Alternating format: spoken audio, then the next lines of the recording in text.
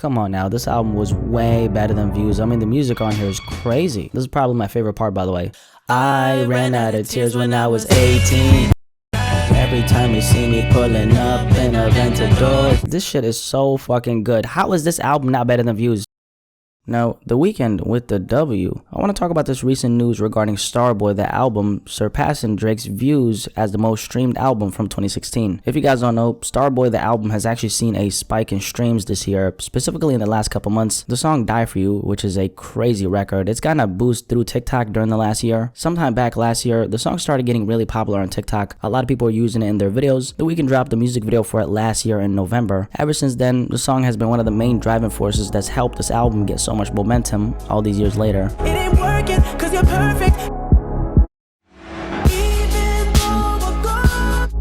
According to a report I just checked out, at the end of July this year, that song alone was getting almost 6 million streams weekly. I think I'm right for you.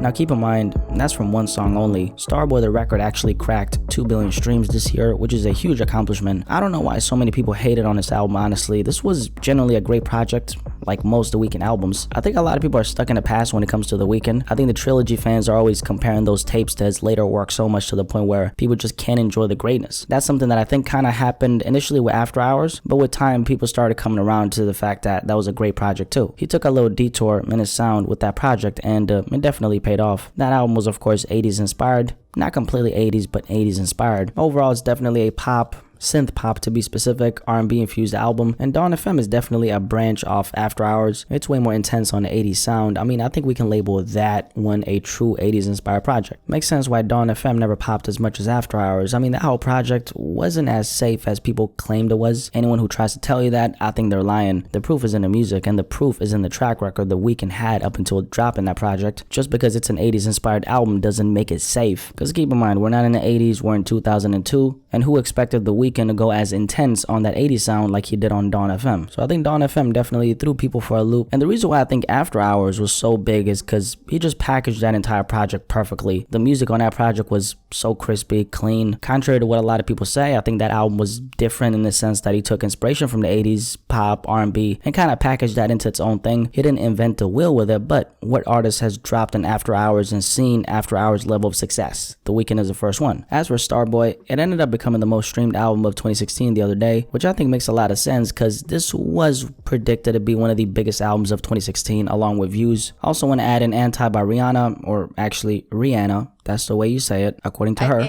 That album came out in early 2016, but Starboy dropped on November 26, 2016. I don't know about you, but I have a lot of memories with this album, specifically during that time when it dropped. I feel like a lot of people will relate for some reason. Just for some context where I was when that project dropped. First of all, during that time I was actually unemployed and I had just quit my job over a month before that. And it was actually around the time when I was plotting on what I'm doing now. So it's kind of funny how things are coming full circle as I'm talking about Starboy all these years later. Hit the gas so hard, make it rotate. Yes, this is me reminiscing, and I bet you are too.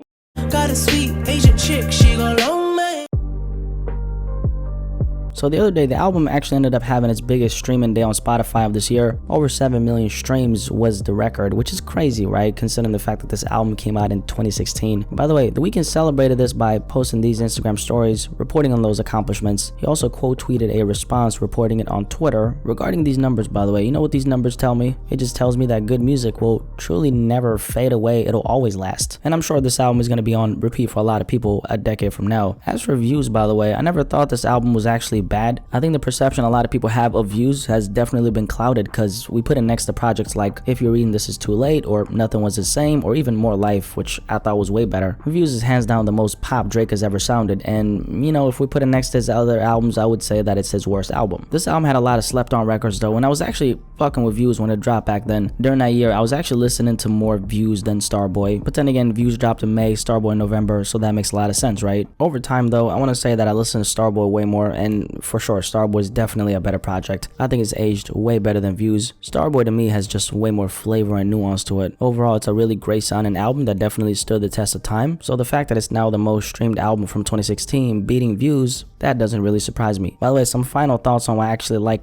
Starboy more than Views. It's mostly personal reasons, and it kind of just goes back to what I said earlier. This album dropped at a time in my life where, I wasn't doing too good. I was kind of down bad. I'll admit, okay, I was kind of down bad. So when I think about Starboy, the album, it kind of reminds me of a time when I wasn't doing too good in my life, okay? And now all these years later, it's kind of funny how I'm listening to the music and I'm just reminiscing on how far I came, okay? And that's the power of music. But that's why I picked Starboy over Views. Also, I just like the music on Starboy more than Views as well. On top of that, the music on Starboy evokes more emotions for me, at least personally, in comparison to Views. Overall, I think Starboy is kind of shitting on Views in every aspect. Now, if we put it next to Take Care, or if you're reading this is too late, that's another conversation right there, but we won't go there. I'll just end it here. Anyway, before you click off this video, okay, drop a like for your boy so I can continue entertaining you as you're sitting there taking that last bite. Okay, I see you, and that's right. Eat that shit. Come on now, don't be shy. You gotta do like Rick Ross. He said, I'ma eat it, and then By the way, Starboy versus Views, what's your favorite album out of these two? I'm really curious what you're gonna say. Personally, I'm Team Starboy, and you know why that's the case. I wanna hear what you're gonna have to say, so yeah, definitely let me know, and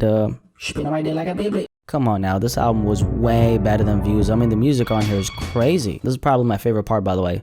I ran out of tears when I was 18, so nobody made me bet the main streets.